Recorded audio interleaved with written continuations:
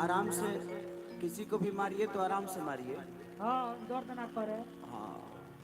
तो चलिए शुरू कर दिया गया खेसारी लाल यादव का नेपाल में स्टेज शो। वहाँ से जितना सारा वीडियो आएगा खरी चैनल पर अपलोड करेंगे, लेकिन पहले इस वीडियो को देखिए आप सब।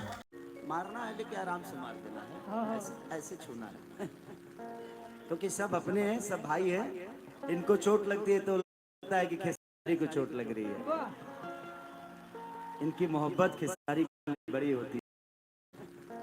क्योंकि सब अपने हैं, सब भाई हैं। इनको चोट लगती है तो लगता है कि खेसारी को चोट लग रही है।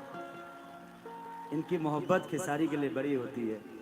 तो थोड़ा सा सब लोग को सलीलता से, सब प्यार करने वाले लोग हैं कि ये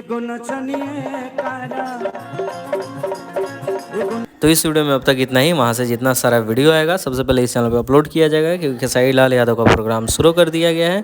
खैर जितना हो सके इस वीडियो को शेयर करें ताकि सबको पता चल सके। मिलते हैं किसी नए वीडियो के साथ।